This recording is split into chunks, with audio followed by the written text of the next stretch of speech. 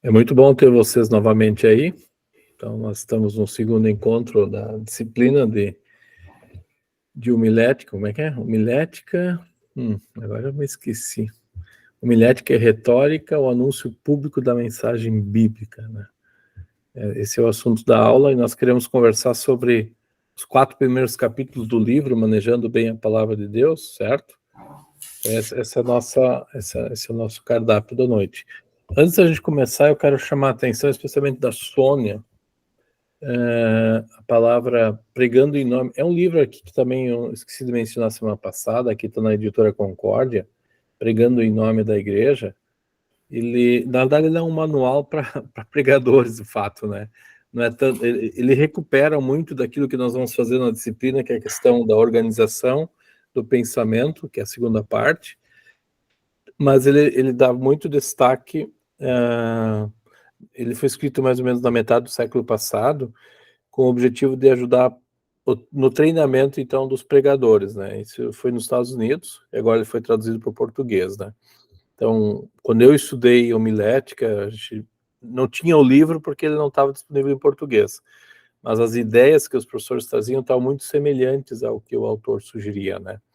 Eu me lembro que minhas aulas de homilética sempre tinha que procurar uma moléstia, um meio para curar a moléstia e a cura, né? Quer dizer, ler evangelho no fundo, né? Essa é uma linguagem que o autor usa e que também está, não digo que está presente no livro que agora a gente tem disponível, né? Manejando bem a palavra de Deus, tá? Bom, vamos dialogar um pouquinho nessa primeira parte, então. Acho que são os primeiros 4 capítulos, né? Ou tinha mais coisa, acho que é isso, né? Pelo que eu me lembro, acho que era isso que a gente conversou. Eu tenho aqui eu refiz a leitura hoje à tarde para a gente se preparar um pouquinho, tá? Bom, por que é necessário distinguir, então, ler evangelho? Como é que alguém lembra como é que o autor começa sugerindo a necessidade de se falar o assunto? Alguém conseguiria explicar a razão por que a gente precisa falar o manejar a palavra de Deus em termos de ler evangelho? Alguém conseguiria dizer? O que houve? Né? Da onde é que vem essa ideia do autor? O autor é John Pless, tá? O professor lá estava, inclusive, na minha banca de doutorado. Ele parte de um livro de Walter, escrito no século XIX. Ele está em português, está lendo o Evangelho. Eu tenho esse livro em algum lugar aqui na minha estante também, está disponível em português. Mas o que aconteceu no século XIX que o autor Walter fez com que a palavra de Deus fosse, então, novamente anunciada em lei e evangelho? Alguém sabe? Alguém lembra? Qual a razão? Não? Bom, quando a gente fala em confissão, e esse é o grande assunto, nós somos uma igreja confessional, tá? Nós não temos no nome IELB como a ISLB tem, mas o que significa confissão? Ecoar a verdade bíblica de novo, tá? E lá no século XIX aconteceu o seguinte: os discursos das igrejas não eram mais, eram muito mais sobre a Bíblia do que a Bíblia mesmo em si. E aí o Pless começa mencionando por que o Walter, com as suas aulas no século XIX, ele eram encontros à noite, tá? Ele tinha uma série de reuniões com os alunos, né? Por isso ele elabora teses, né? Não é tudo que ele ensinou, mas muita coisa foi traduzida para o português dessas teses. Ele propôs, então, a evitar dois problemas que se enfrentavam, né? O terceiro problema vai vir na sequência, que ele vai mencionar mais adiante. Mas quais são os dois problemas? Um é filosófico, e outra é muito mais quase que existencial, tá? E depois nós vamos ter mais um terceiro, que vai aparecer mais adiante, que vai ser uma espiritualização do ser humano. Então, o treinamento de pregadores, o treinamento de pessoas que falavam em nome da igreja, ou falavam teologia, era muito mais um código de leis, tá? Que era mais, digamos assim, ele menciona, ele usa a palavra aqui, deixa eu ver, deixa eu encontrar se eu tenho isso no PDF. Não, no PDF eu não destaquei. Lá no capítulo 1, tá? Se vocês têm um livro, Bem no início ele tem o capítulo 1, vou pegar ele, vamos seguir ele um pouquinho. O capítulo 1 ele menciona, isso ainda está na introdução. Está na introdução, agora eu achei. Primeiro é a questão do racionalismo, tá? O racionalismo ele dava ênfase ao quê? A razão humana como modelo de discurso, tá? Então o discurso, deixa o Paulino entrar aqui. O discurso teológico ele era um discurso baseado, digamos assim, numa revelação baseada na razão humana. E esse discurso ele era essencialmente ético, né? Eu quando faço análise da história, né, e analiso, será que eu deixei o Paulino entrar? Eu proibi ele de entrar, agora eu não sei mais. Deixa eu ver se ele está aqui ainda. Não está. Agora ele chegou. Tá, bem-vindo, Paulino. Já se sinta à vontade com a gente aí. Boa noite. Boa noite. Então, nós estamos trabalhando um livro da disciplina, tá, Paulino? Certo? Manejando bem a palavra da verdade, certo? Okay. Nós vamos trabalhar os primeiros 4 capítulos, só para te inteirar e para o senhor se inteirar. Bom, então, no início, há um problema do racionalismo, que era muito mais um assunto de ética do que de doutrina, diz o autor, tá? E aí surgiu um outro movimento chamado pietismo, que era baseado na subjetividade do crente, tá?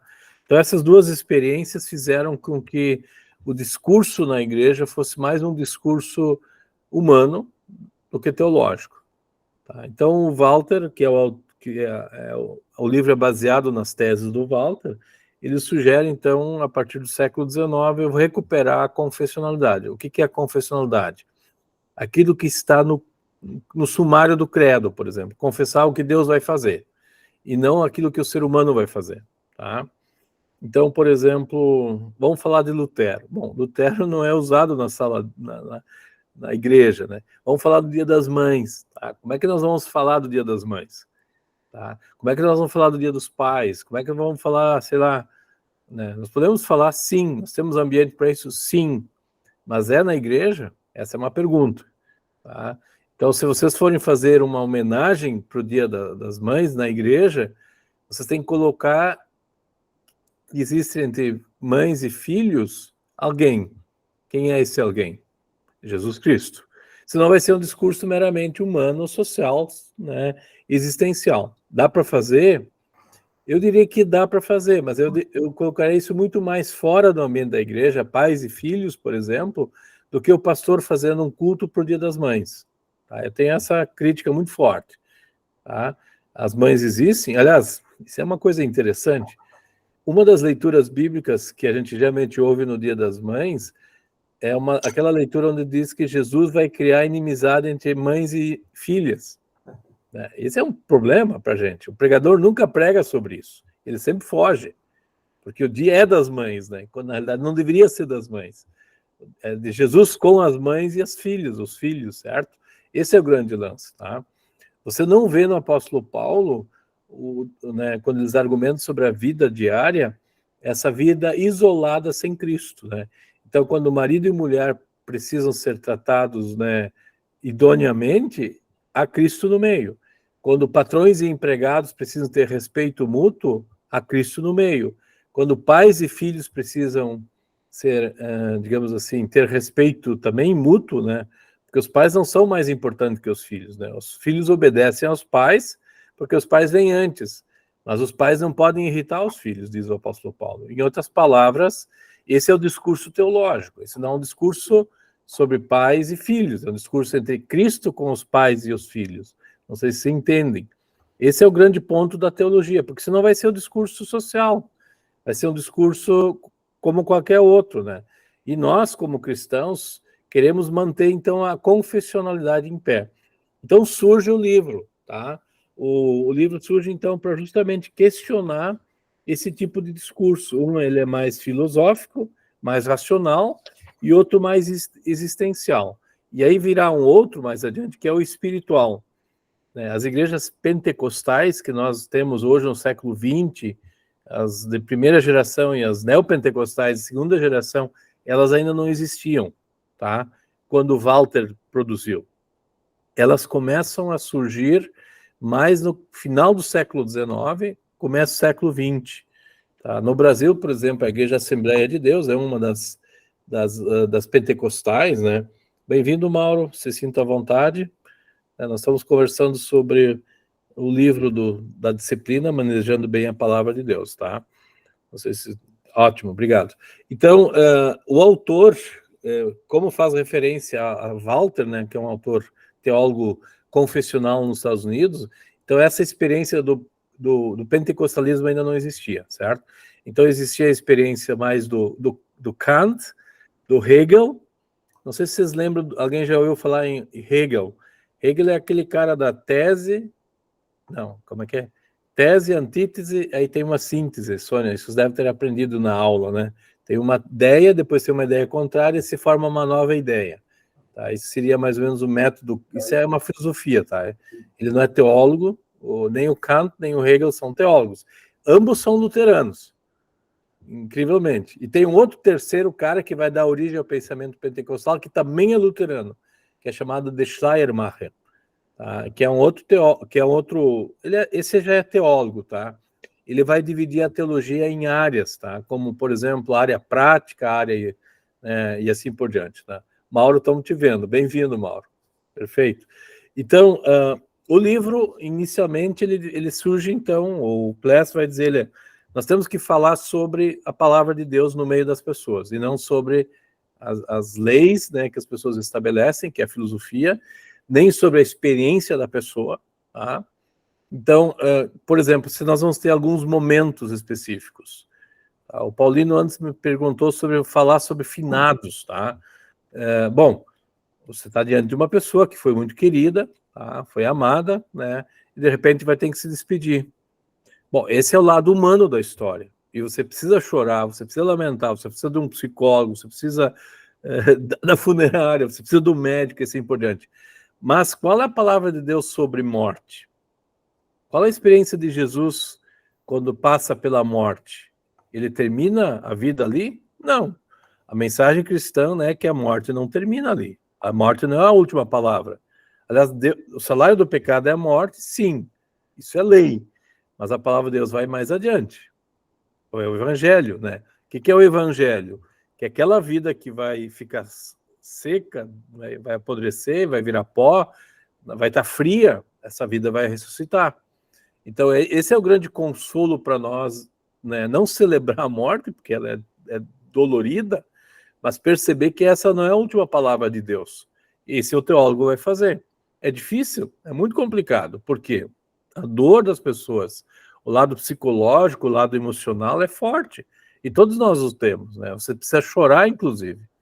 Acho que devemos chorar, né? O psicólogo diz, né? Temos que passar pelo luto, certo? Então a gente vai argumentar dizendo, peraí, essa não é a última palavra. A morte não é a última palavra. Como é que Deus ia nos deixar na morte se Ele nos criou? Aí a gente poderia até jogar a culpa para Ele. Tá?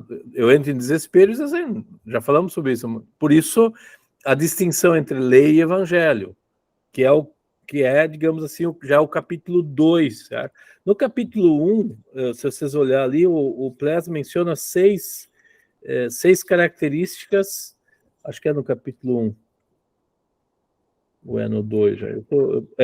Deixa eu só... É no capítulo 1, duas doutrinas diferentes, tá? Ele estabelece 6 diferenças entre lei e evangelho. A palavra diferença, muitas vezes, é entendida assim como uma coisa é contrária à outra. Tá? O teu sermão foi legalista. Bom, a lei é a palavra de Deus. Ou não? O que você acha, Fabiano?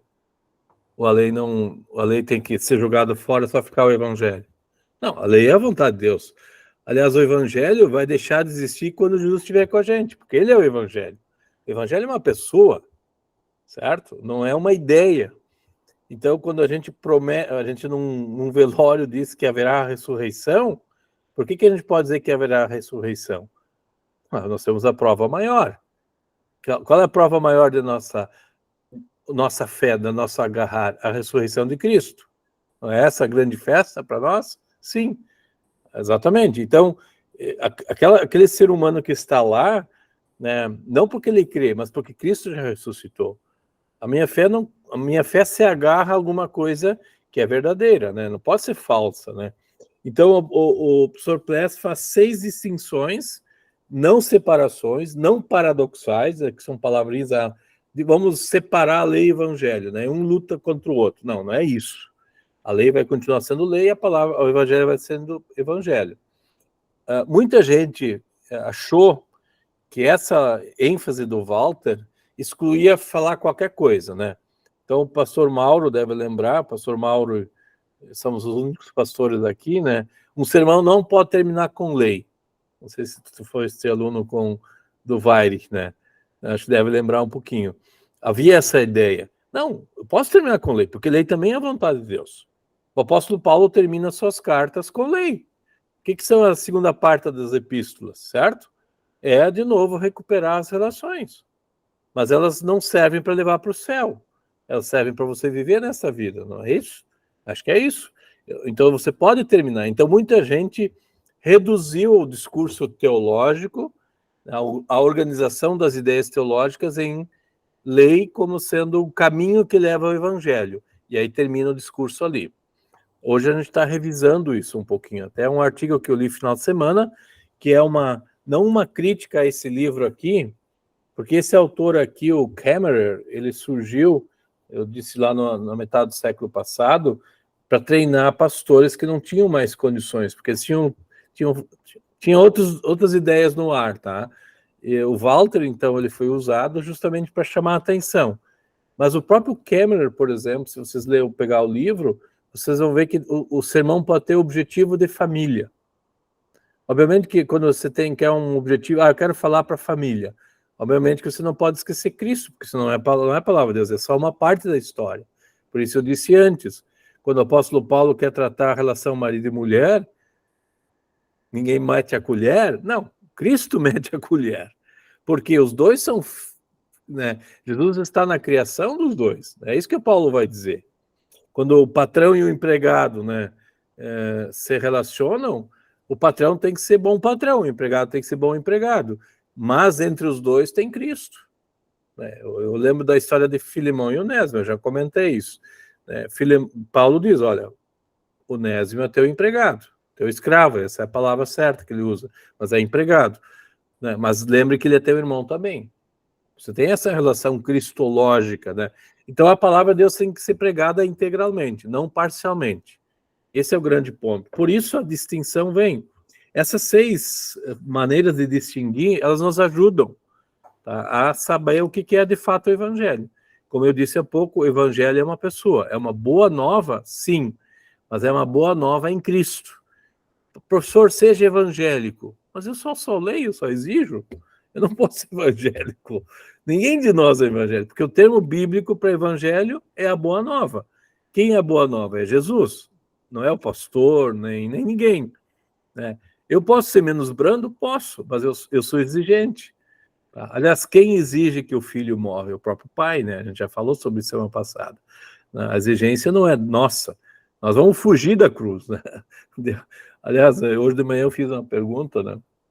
No sumário da Bíblia, 3 seres humanos aparecem no sumário da Bíblia, que é o credo, tá? Alguém lembra os 3 seres humanos que aparecem no credo? No credo apostólico, por exemplo?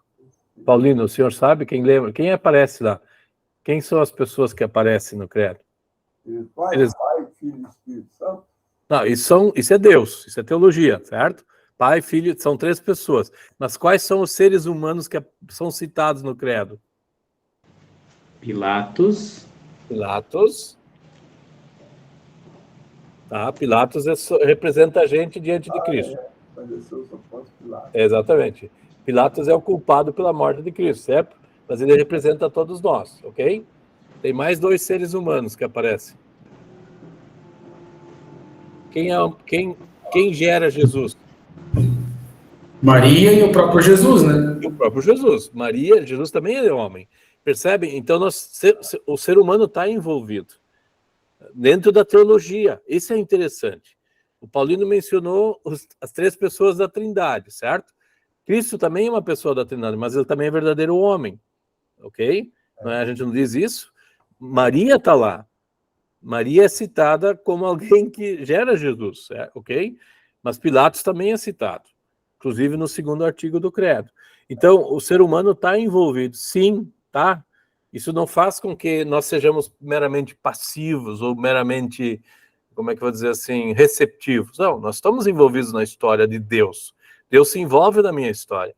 Por isso, quando a gente vai comunicar o evangelho, a gente sempre vai trabalhar a pessoa como um todo, né? Por exemplo, o nosso ouvinte, as crianças ou alguém no ônibus, você vai trabalhar teologicamente, a gente tem que envolver, então, lei e evangelho.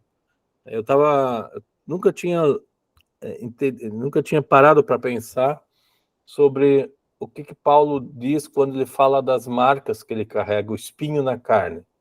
Tá?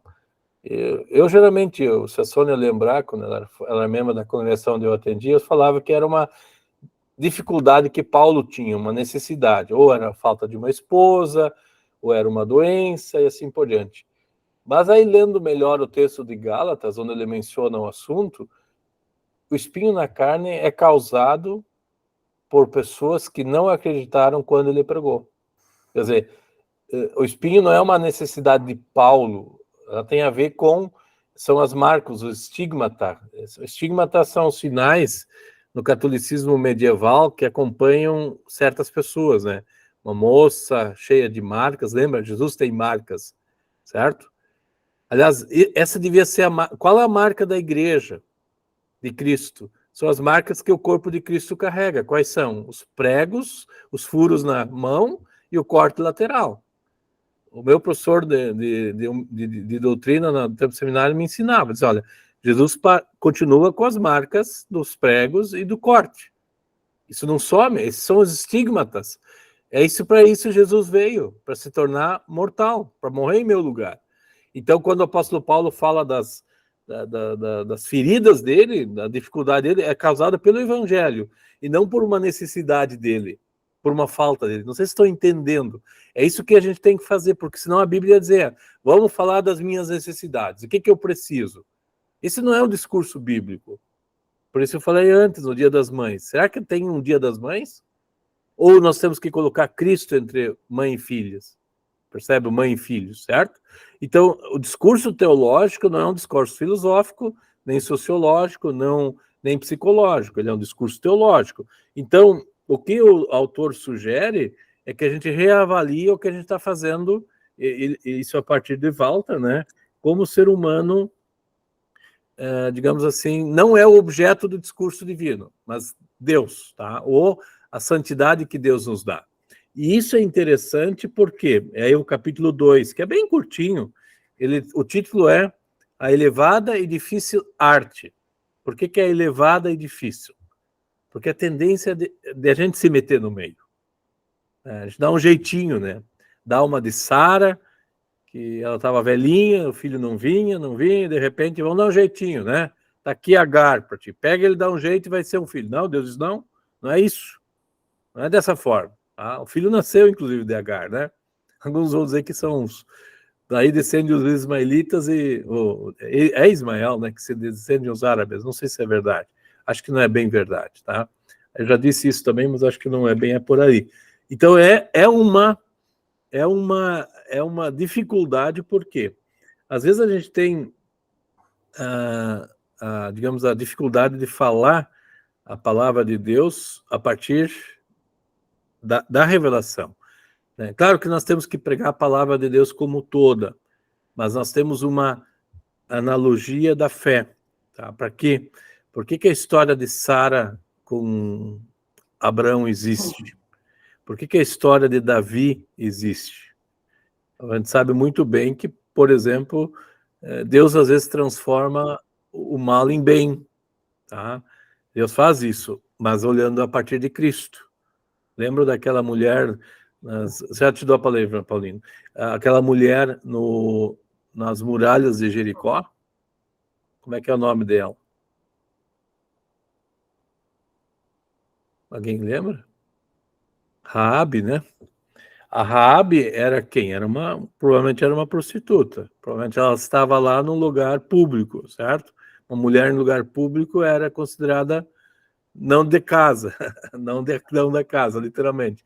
A Raabe entrou na linhagem de Jesus. Não é isso? Sim. O que Deus está fazendo? Deus, então, tem que assumir a condição humana, a condição do ser humano, para poder fazer sua obra própria. A obra própria significa a salvação em Jesus Cristo, tá? Então, essa arte, ela precisa ser feita. Paulino? Foi passando ali, nesse segundo tópico, a teologia confessional vem com o reconhecimento que a doutrina pertence a Deus, mas isso hoje tem sido substituído por uma variedade de teologias construtivas. Eu sublinhei isso aqui, fiquei meio confuso. O que quer dizer essa substituição por uma variedade de teologias construtivas? Você constrói verdades a partir de experiências ou do ser humano, como eu há pouco falei, por exemplo, Dia dos Pais e das Mães. Provavelmente o senhor vai lembrar isso na sua igreja, isso é feito. Não existe no calendário da igreja cristã Dia dos Pais e das Mães, mas nós colocamos. Isso é teologia. Sobre quem nós vamos falar no Dia dos Pais e das Mães? Esse é o ponto. Então, a teologia confessional, ela sempre fala da ação de Deus em favor de. Tanto é que, no início eu citei, acho que o senhor não estava aí ainda, uma das leituras mais complexas que nós temos no Dia das Mães é quando Jesus disse que ele veio para separar mães e filhas. Eu estava. O senhor já estava. Então, esse é um problema. A gente não sabe o que fazer com o texto, porque ele veio causar a separação. Sem problema, Mauro, depois pode assistir. Aliás, o pessoal tem assistido bastante depois, tá? Muita gente não está aí, mas eu vi semana passada que muita gente assistiu depois, certo? Isso é muito bom, tá? Não tem problema. Mas, Paulino, é isso que o pastor... Abraço. Isso que o pastor Presta está chamando a atenção. A confessionalidade é Deus triuno, certo? Não é nós nos falarmos sobre o que nós estamos fazendo. Nós temos que cuidar um pouco. Nós gostamos de enaltecer nossos fatos e devemos reconhecer. Eu acho que se o senhor sair, a sua esposa está com o senhor ainda, né? O senhor não é viúvo, não? Não. Tá. Se o senhor sair, lembrar no Dia das Mães e levar ela num belo restaurante e celebrar o Dia das Mães, é isso mesmo. Tá? Agora, no culto, o culto não é só para, né, não é só para sua esposa. O culto é para todos. Isso a gente perdeu um pouquinho. Então, nós começamos a criar calendários na igreja, né, que não tem a ver com o assunto. Quer dizer, se você quer tratar, por exemplo, Dia das Crianças, que foi a semana passada, tá? Como é que nós vamos dar uma mensagem no Dia das Crianças? Tá? Eu sou honesto, né? Eu não tenho filhos, mas eu posso falar para o Dia das Crianças. Eu vou pegar o que o apóstolo Paulo disse sobre pais e filhos, que eu acabei de citar, tá? Filhos, obedecei a vossos pais, o Senhor.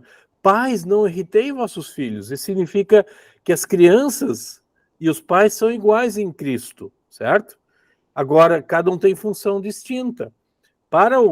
Quando o apóstolo Paulo escreve isso lá em Efésios, é um dos textos que vocês estudaram, né? Até que eu acho que o professor Linden também, Efésios, vocês vão ler lá com o professor Linden, textos selecionados das cartas, das epístolas. Acho que foi Efésios, né? Vocês lerem Efésios, vocês vão ver isso. Na cultura, eu já falei isso semana passada, na cultura grega, as crianças eram objeto dos pais, inclusive de abuso sexual. Eu falei semana passada isso. Então, agora, de repente, você tem uma articulação onde pais, não irriteis, cuidem das crianças, certo? Os pais não são melhores que as crianças à luz de Cristo. Ambos são batizados, ok? Assim como marido e mulher. Então, o discurso da igreja, ele devia ser um discurso confessional, entendeu, Paulino? Nesse sentido que o professor Press chama a atenção. Não mude o discurso. O discurso não é sobre nós com Deus, é Deus conosco, Ele com a gente. Não é da igreja com Deus. Aliás, a igreja sempre está em Cristo, nunca fora, né? Então, isso é muito bonito em termos de discurso teológico, né? Então, o capítulo 3, não dá para fazer de Jesus um novo Moisés. Por que não? Porque Jesus não é um novo Moisés. Moisés estava à disposição de Deus, tá? Moisés não é Deus, tá? E Moisés também tem suas dificuldades. Os demais nós lembramos na aula. Por que Moisés bate na pedra para dar água? Ele tornou Deus mentiroso. Deus disse, fala para a pedra e ela vai dar água. E ele teve que bater. Então, assim é o pregador, às vezes. Ele quer se dar uma de Deus. E nós somos apenas cooperadores de Deus. Por isso falamos em Maria antes, tá? No credo. Maria não se torna Deus. Maria não substitui Jesus. Mas ela é a cooperadora. Assim é Moisés. Assim somos nós todos, tá?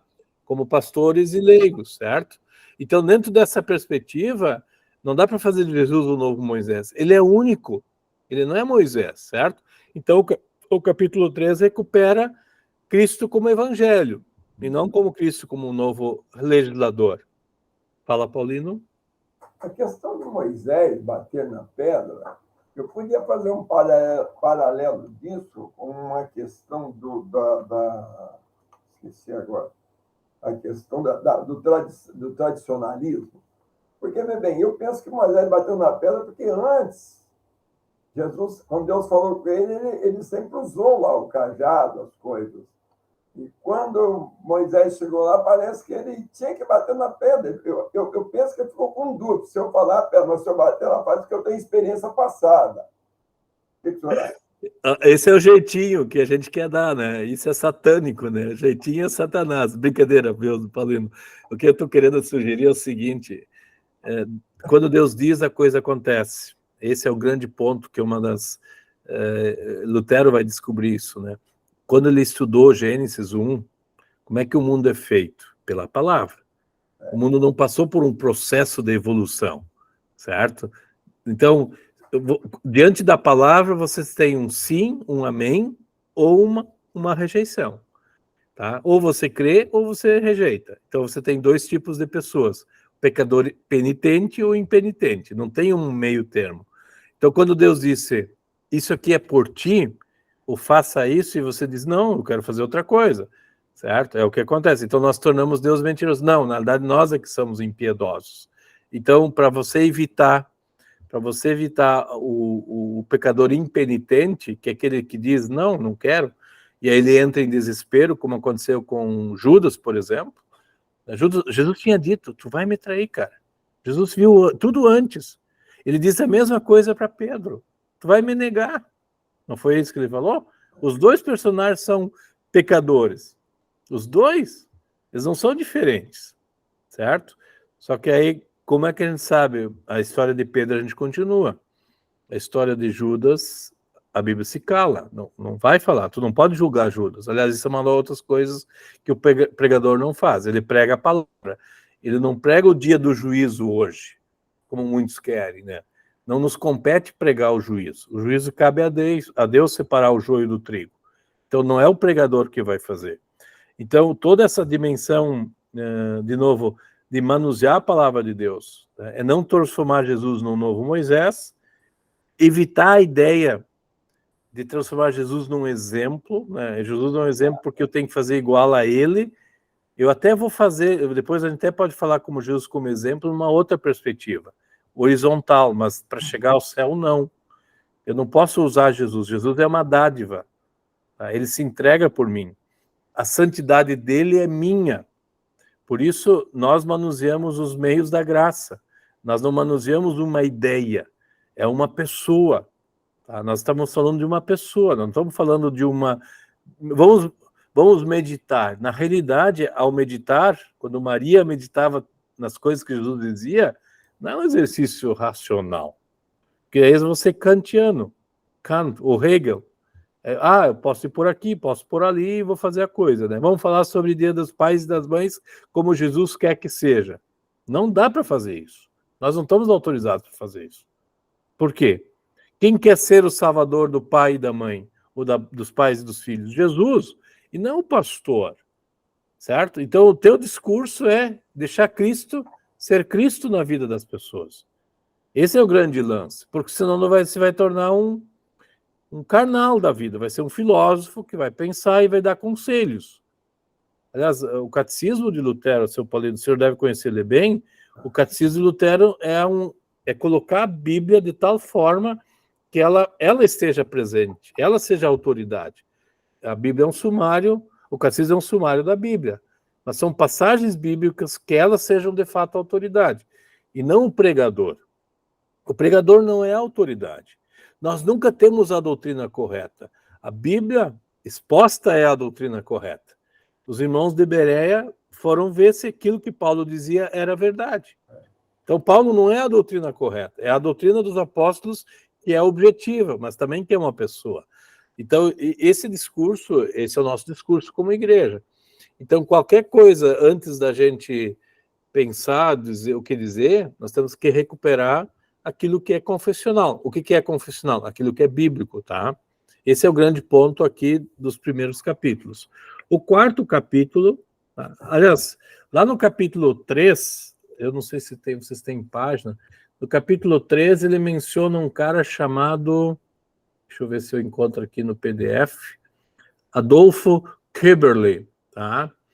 Ele diz que os seres humanos, eles buscam Deus a partir do moralismo, do racionalismo e do misticismo. Aqui aparece o terceiro elemento, que eu não mencionei lá no início, que é o misticismo, tá?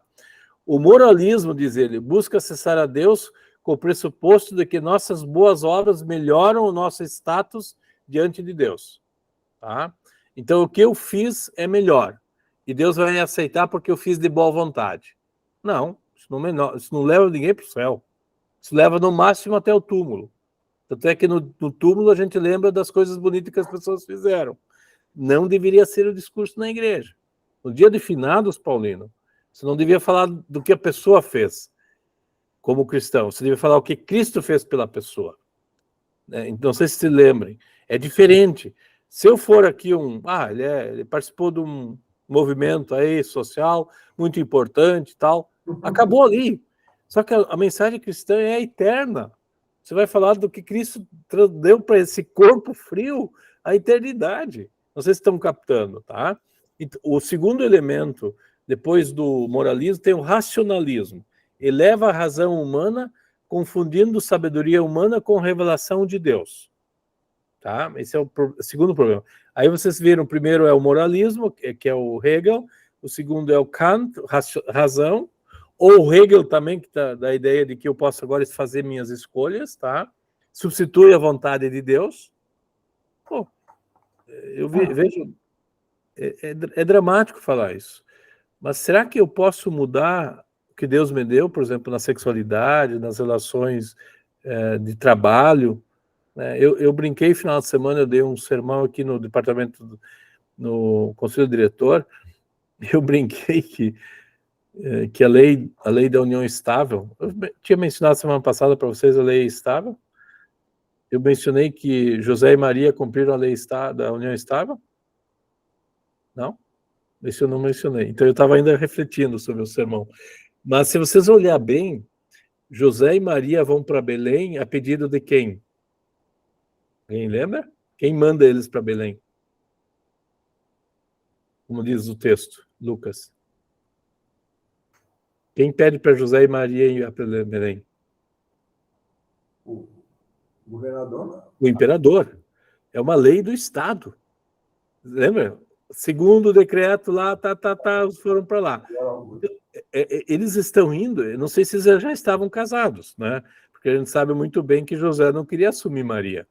Tem uma gravidez ali meio estranha, né? Ele nunca se deitou com ela e, de repente, a gente brinca. Ali de fato, o Espírito Santo funcionou, tá? Mas é verdade.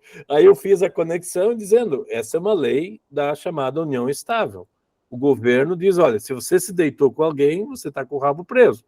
Bom, se você quer melhor do que isso de casamento, não tem outra forma. A Bíblia diz, né? Deixe pai e mãe e os dois têm relação, tem casamento. E hoje o que a gente faz? Né? A gente só tem casamento quando passa o papel ou quando faz a cerimônia. Não, na verdade tem. Então o governo, de certa forma, ajudou a recuperar uma palavra de Deus sobre o assunto. Tá? Mas brincando um pouquinho, né? Quer dizer, a gente acha que a gente determina as verdades. Isso é dramático, né? Então você pode, enquanto solteiro, ter relações com 500 pessoas diferentes, tá? E aí só quando passar o papel que vai valer.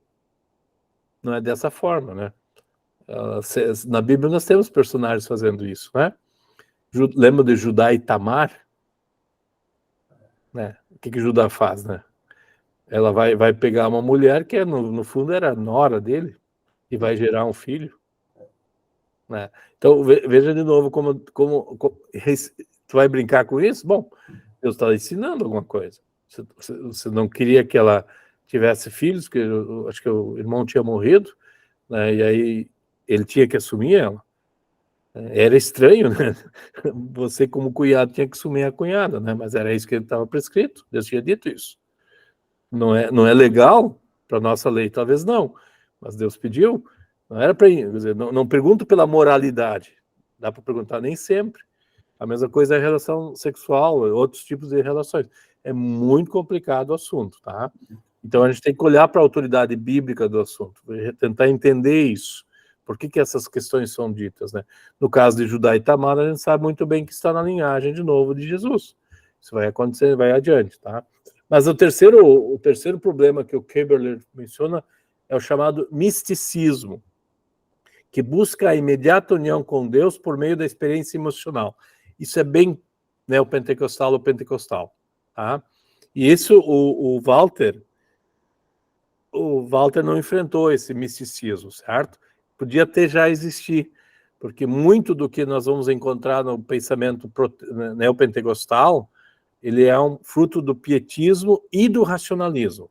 Então você cria, por exemplo, se você não precisa mais da palavra de Deus para agir no crente, o Espírito Santo usa o crente pessoalmente, o crente se torna a autoridade, é a fé que determina as coisas. Eu tenho fé e peço para Deus me dar dinheiro, tá? Eu que determino Deus, certo? Então eu junto aqui o legalismo e o moralismo, tá? No misticismo. Então essa é a autoridade que muita gente acha que tem sobre Deus. Se vocês ouvirem discursos por aí de pastores estimulando os crentes para ordenar que Deus faça as coisas por eles, exatamente esse é o discurso.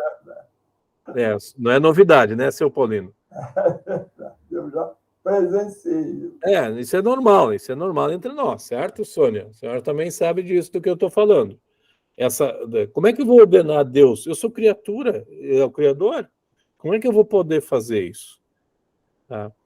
Então, por isso, o máximo que eu posso ser, nesse caso, um Pilatos, né? Porque Maria não pediu para Jesus nascer. Foi anunciado a ela. Ela é cooperadora, assim como acontece com a gente. Nós somos as Marias de hoje. Nós cooperamos, né? Mas se nós olhar bem, nós estamos muito mais para Pilatos do que para Maria, às vezes, né? Mas então o professor Pless menciona esses 3 tipos de problemas que a gente vai encontrar no mundo atual, né? Para a gente vai manusear isso aí um pouquinho. Lá no capítulo 3. Sim, Paulino? Lá, eu acho que é no 3 mesmo, aí, a respeito da... no 3, fazendo de Cristo novo Moisés, tem um tópico aqui que diz aqui, quando se trata de salvação, o evangelho é exclusivo. É claro, eu entendo isso.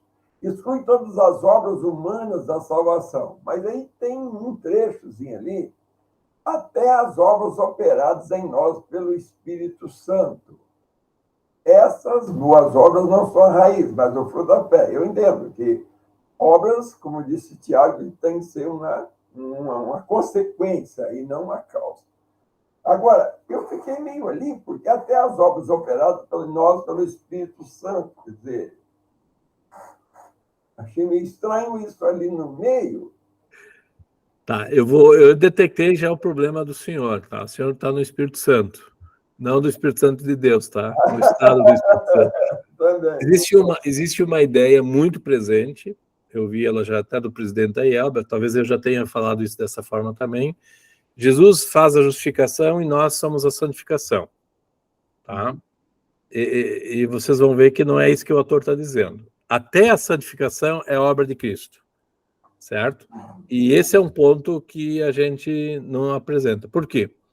No fundo, eu, Clóvis, pelo nascimento natural, sou mortal, tá? E vou morrer. Ninguém de nós morre. Por isso, nós teólogos gostamos de falar que o ser humano é, a partir do batismo, simultaneamente justo e pecador, o pecador e justo, certo? Quando você quer ver os frutos, você não pergunta pelo Clóvis, mas pergunta pelo batismo, ou pergunta pelo Espírito Santo, que age no crente. E o Espírito Santo me faz crer na palavra. Isso está muito claro. Então, a própria obra, a boa obra, ainda é a obra de Deus. Então, a justificação e a santificação são as duas obras de Deus. Elas não são obras humanas, tá? A justificação é a obra de Cristo. Aliás, o Espírito Santo também age em nós e nos faz olhar para a justiça de Cristo em nosso favor, e o Espírito Santo usa Cristo, aí vem Jesus como modelo, se vocês quiserem. Eu gosto muito disso, eu estou trabalhando muito nesse assunto. Eu redescobri isso, muitos não gostam dessa expressão. Como é que Jesus é modelo? Para conquistar o céu ou para amar o próximo? E aí vem Tiago, tá, Paulino? Jesus é modelo para amar o próximo. Bom, como é que Jesus amou a gente na justificação? Primeiro, ele não pediu para ser homem, ele foi concebido, certo? Então, Deus se esconde atrás da humanidade de Jesus, ok? A maioria das pessoas, quando olhavam para Jesus, via, é esse moleque aí que corre ali em Nazaré, é esse mesmo. Esse Salvador do mundo? É, esse mesmo. Vocês lembram? A própria Maria, a mãe, peraí, você não devia estar correndo atrás da gente, e de repente os pais encontram ele no templo, aí Jesus diz, vocês deviam saber que aqui é a minha casa. Não sabe? Jesus diz isso, né? Vocês deviam saber, vocês sabiam isso. Por que vocês ficaram correndo dias e dias atrás de mim? É sacana isso, né? Jesus é meio sacana, né? Tô brincando, não é não. Mas Jesus dá uma aula de teologia, porque ele tem as duas naturezas, certo? Bom, então eu quero ser exemplo para alguém. Então eu me escondo, né? As pessoas não vão ver o Clóvis como cristão, por isso o apóstolo Pedro diz uma coisa fantástica. Vocês não são melhores que o mundo. Não somos nós e os outros. As pessoas vão olhar para nós e eles vão olhar para nós como qualquer outro. Por quê? Nós não somos extra-Wurst, né? Não sei se alguém entende a palavra Wurst. Wurst é linguista diferente, tá? Porque nós somos, à luz dos olhos, nós todos somos iguais. A agenda que os mandamentos têm em preservar a vida e assim por diante é a mesma agenda que os cristãos têm. Bom, nós podemos sofrer por causa da nossa identidade cristã. E aí, Jesus também. Quem é que matou Jesus? Pedro matou Jesus. Pilatos matou Jesus. O Clóvis matou Jesus. Paulino matou Jesus e assim por diante. Esse é o salário do pecado, do meu pecado.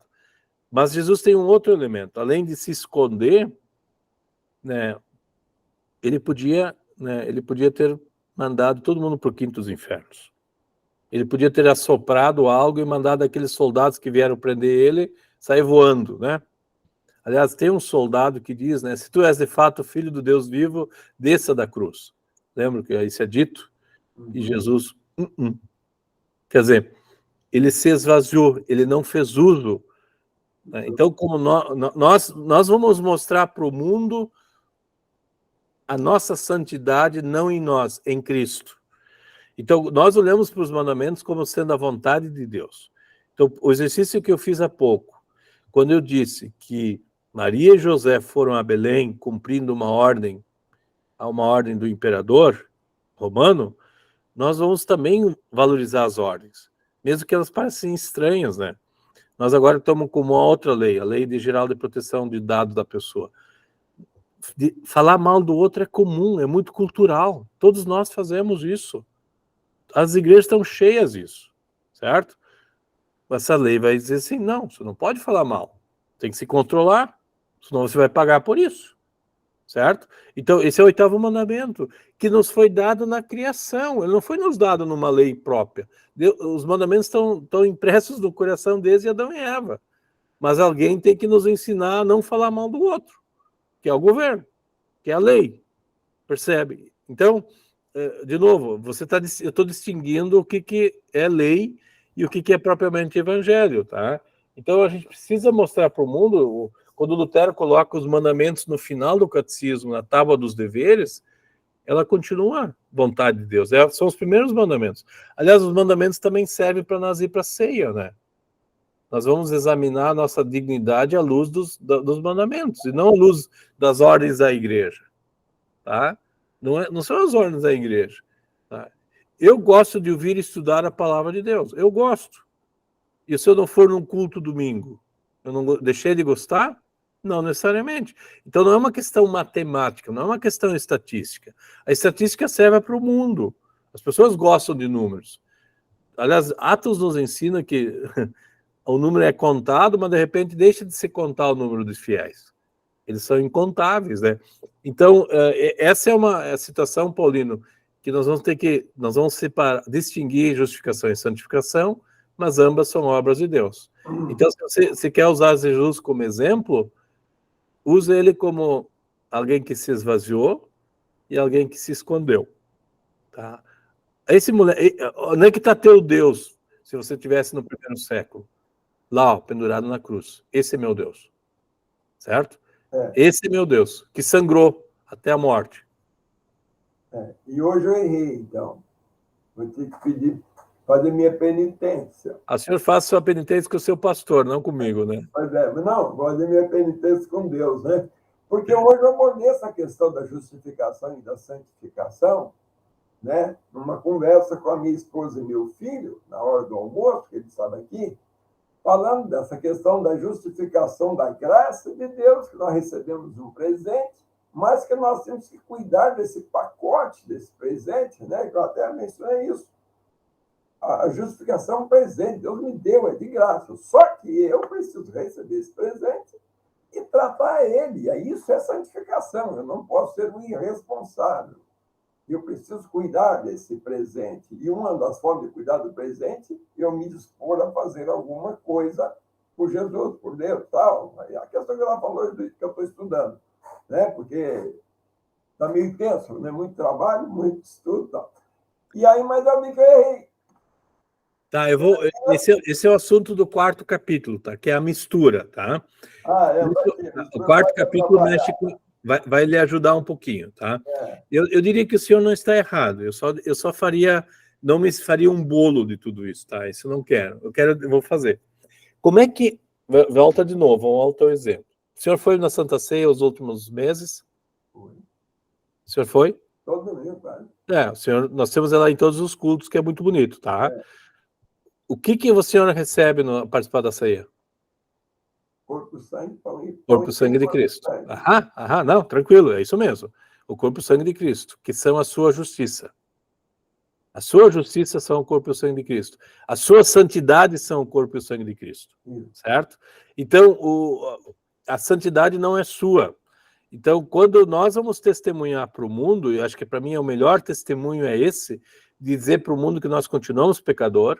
Tá? O senhor pode dizer isso. Esse mesmo autor, o Walter, vai dizer que se você quer fazer um trabalho missionário, mostre para o mundo que você é um dos maiores pecadores, como Paulo vai dizer. Certo? Lutero vai dizer que ele é um saco de vermes que caminha.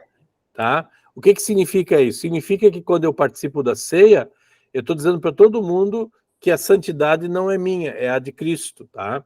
Porque o corpo e o sangue que eu ingiro, né, que eu consumo, que é o corpo e sangue de Cristo, que é a santidade de Cristo, essa eu compartilho.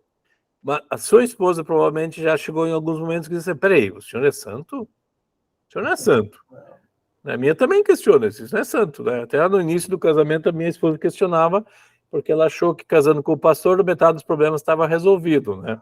Brincadeiras à parte. Nós somos seres humanos. Eu não posso compartilhar a minha santidade. Eu prefiro testemunhar ao mundo dizendo que, ao participar do batismo, do culto, da confissão e absolvição, a santidade de Cristo eu compartilho. Tá? É isso que Paulo está dizendo para Filemão sobre Onésimo. Bom, ele te casou para o juízo e vou pagar, humanamente falando, vai cumprir a lei, lei trabalhista. Mas ele é teu irmão, ele compartilha contigo uma santidade. Isso não isenta de pagar a conta. Tá? Então, a santidade de Paulo, de Filemão e de Onésimo, é em Cristo, e não neles. Estou fazendo a distinção, eu não estou separando.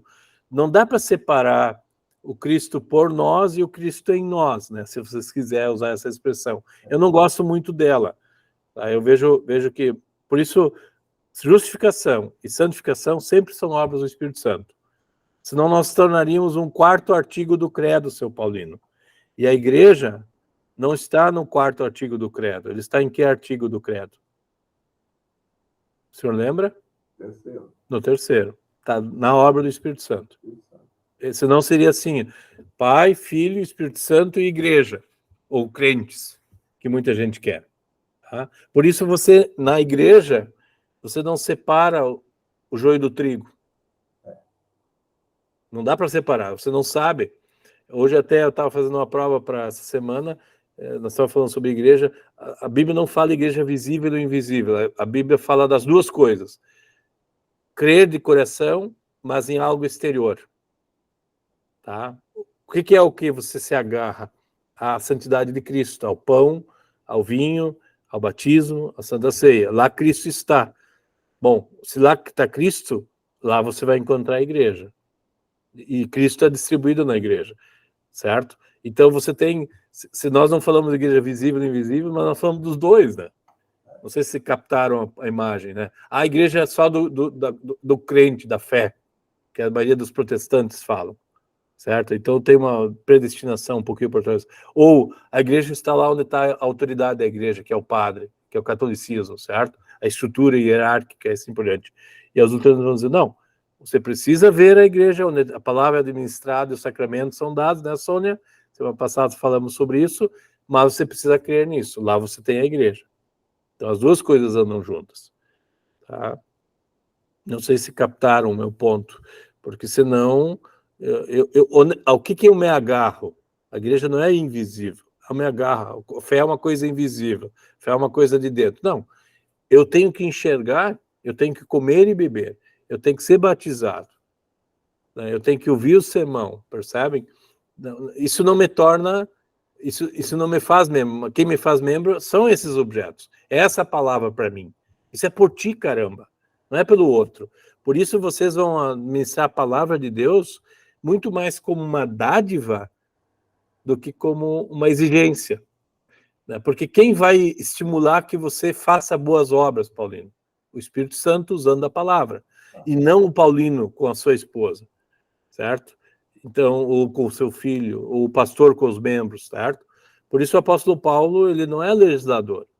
Né? Ele carrega as marcas da perseguição em Gálatas, porque ele pregou o evangelho, e os Gálatas, ele chama de insensatos, necios, uma coisa assim, bem pesada a conversa. Bah, eu não queria estar na pele de Paulo ter que dizer isso.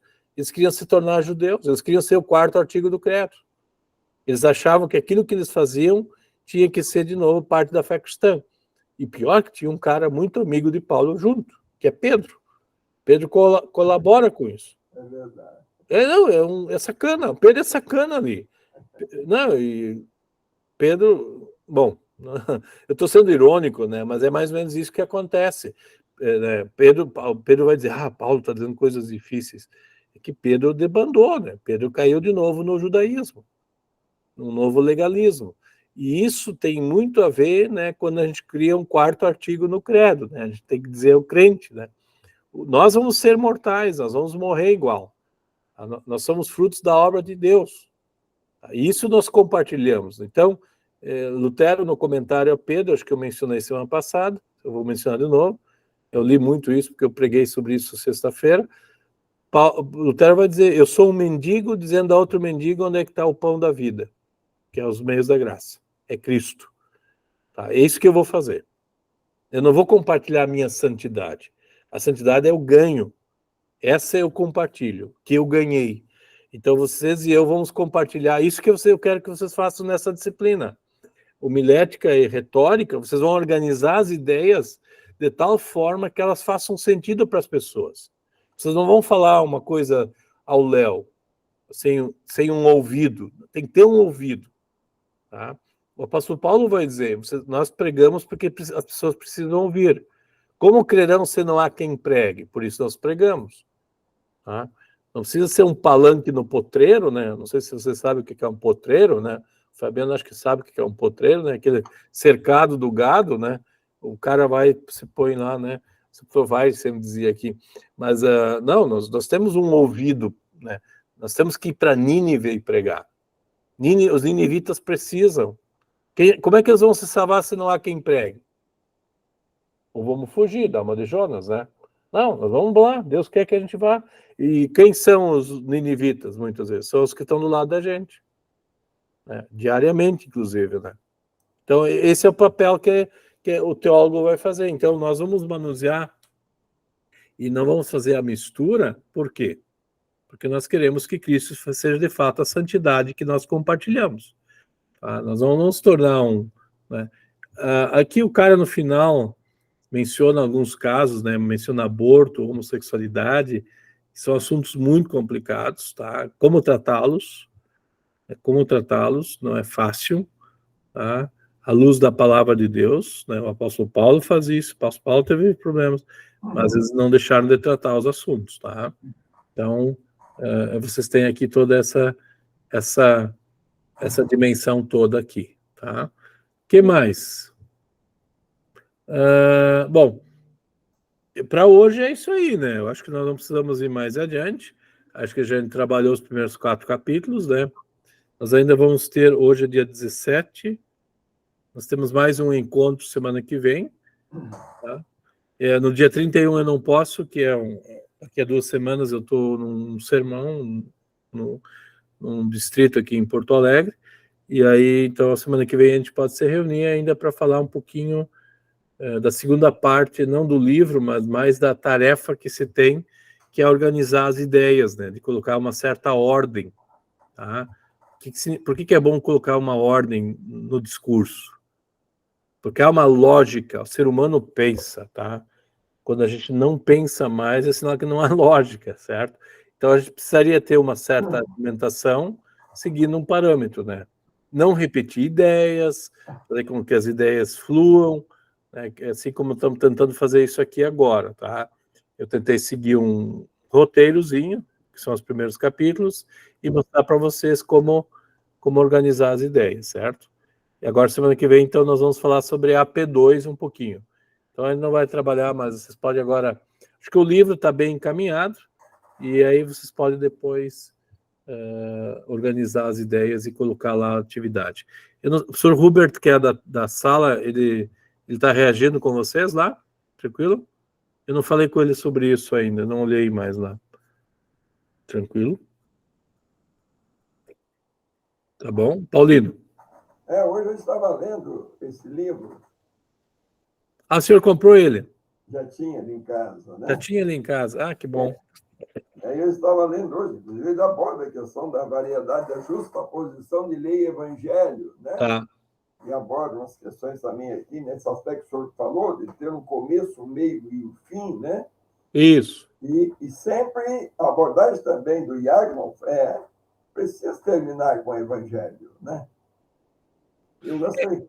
Essa é uma ênfase, Paulino, que nós recebemos. Eu também recebi essa, tá?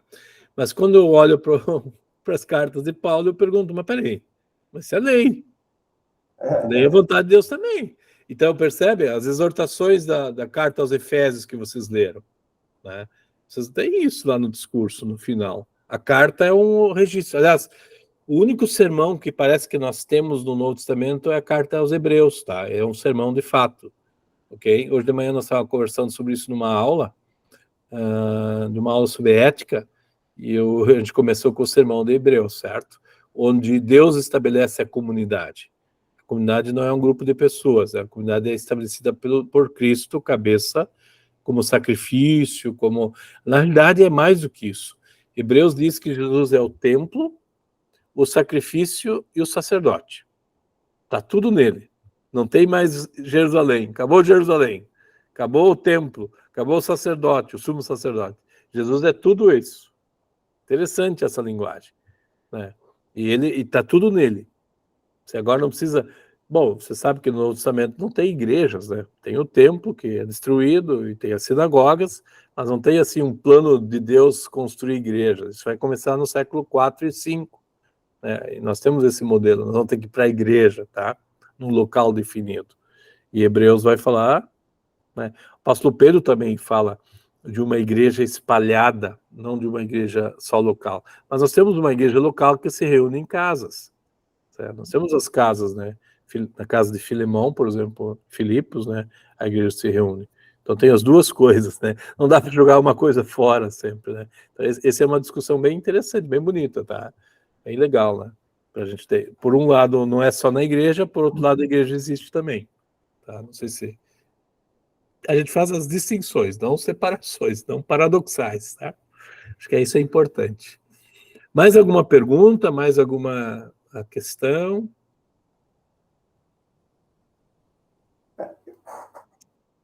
Fala, Paulinho, o senhor gosta de falar, hein? Que eu falei com o senhor hoje, né, porque eu tenho uma empresa, a gente tem uma empresa que faz a gestão da mídia social, e a cada evento que tem, de comemoração e tal, vai fazendo.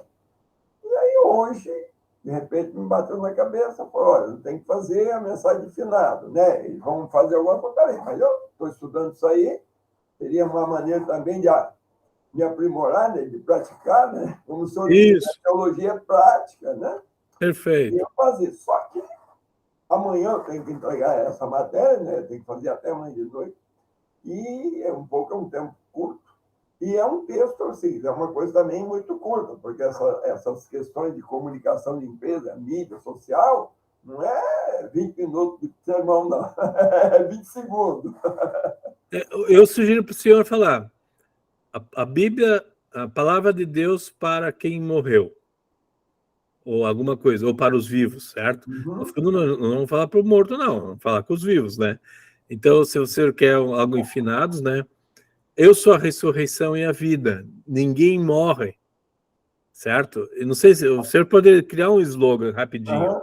Tá? Precisa de alguma coisa. Eu acho que o senhor tem que ir por ali, tá? Porque o senhor vai ter que falar como teólogo. A palavra de Deus diz isso. Né? Ou algo parecido. Agora, a palavra de Deus diz: não morrereis, antes viverei e contarei as obras do Senhor. Do Salmo 118.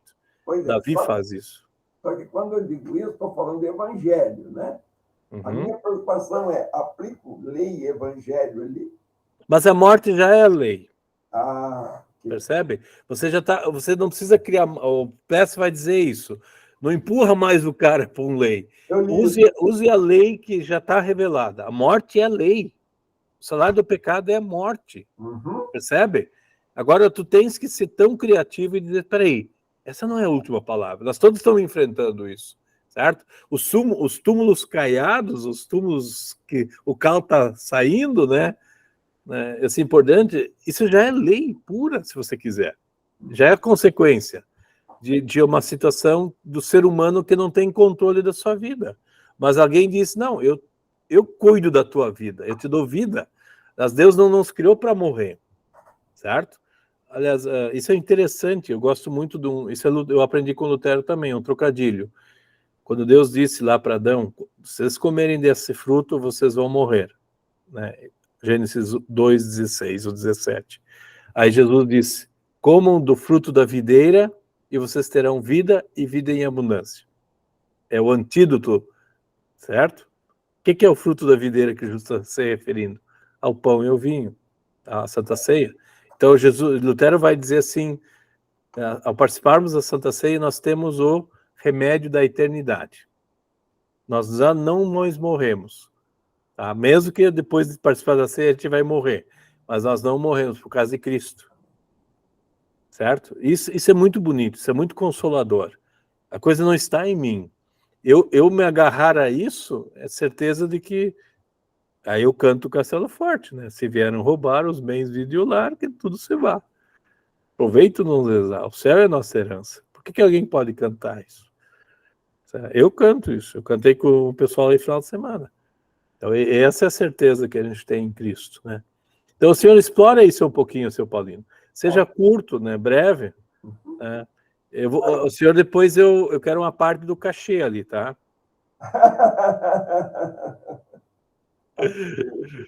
Não, mas é muito bonito, que bom que o senhor está tendo essa oportunidade, tá? Isso use o seu conhecimento. E peça sempre ajuda, né? Eu não sou bom em publicidade, eu gosto de coisas muito longas, né? Eu sou prolixo, falo e não paro. Mas o que eu quero dizer é realmente isso, né?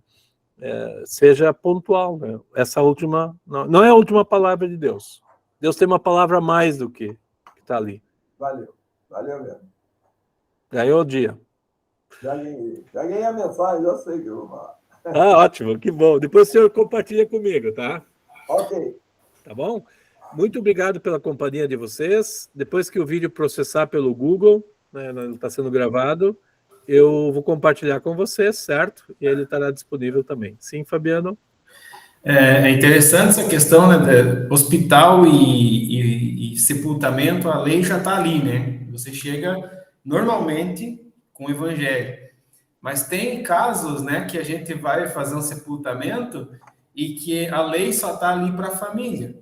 E muitos que estão ali estão para tomar cachaça, para contar piada, né? E assim, às vezes é preciso pregar a lei com todo o rigor ali e levar a pessoa a pensar que a vida é um sopro, a brevidade da vida, o que você está fazendo com a dádiva da vida que Deus está te dando? Olha o que aconteceu, né? A morte é uma realidade, né? E a gente nota a reação daqueles que não tinham percebido a lei ali. Então, tem essas...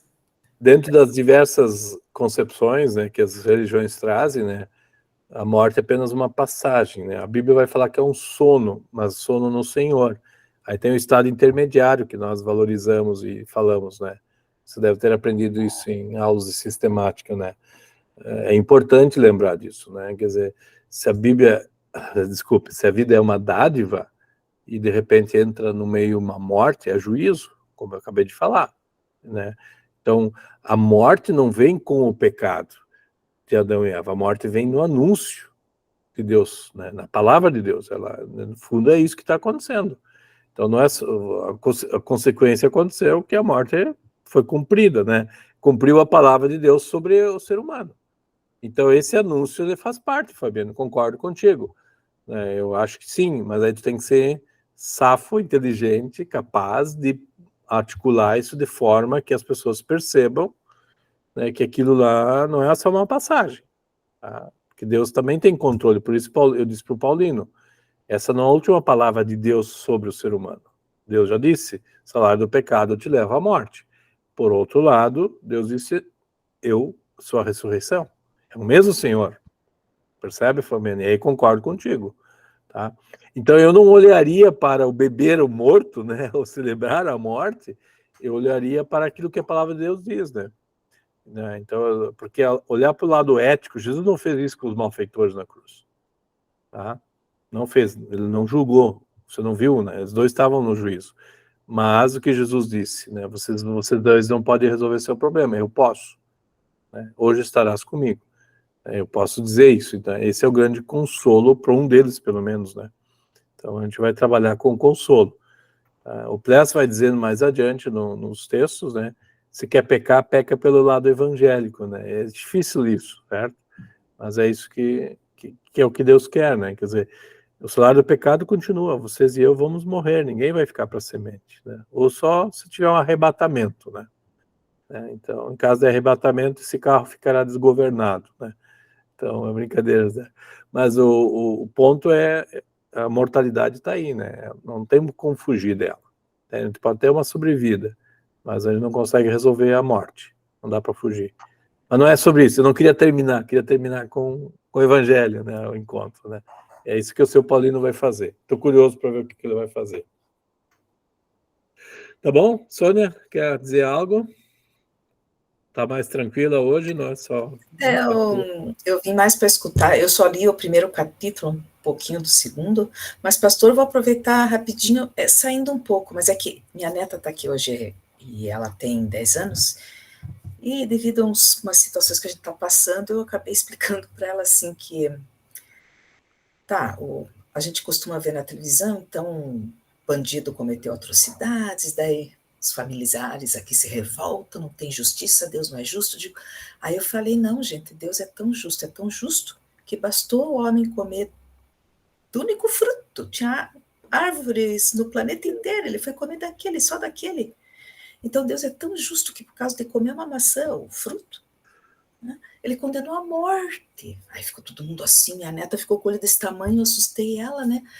E daí vim falar evangelho, né? Mas eu vejo assim, não, Deus é tão justo que nós estamos no mesmo barco. Nós, o bandido, o criminoso hediondo, o terrorista, e E eu falo assim, as pessoas se chocam, né? Mesmo porque é que para os colegas entenderem, né? Para os irmãos entenderem que minha família não é luterana, né?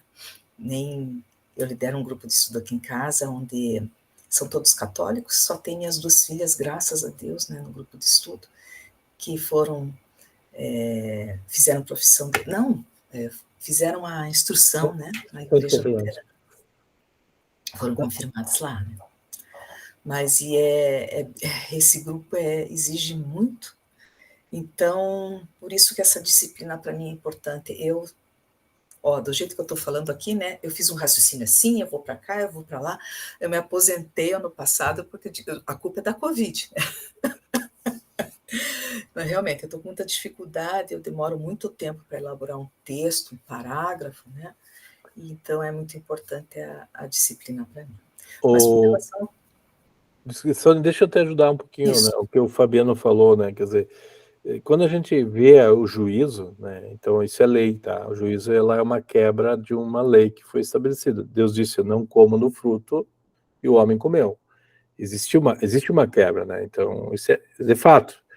Não tem como torná-lo indesculpável diante do juízo de Deus. Então, Adão vai sofrer as consequências, né?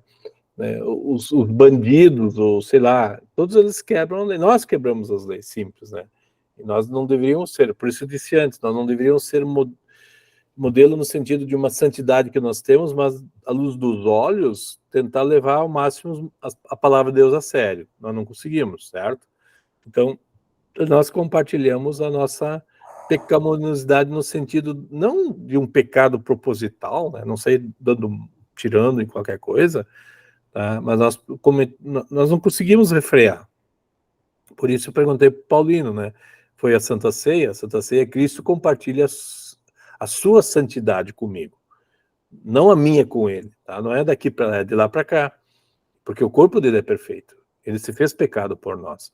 E aí pecado tem a ver com o de origem e o atual.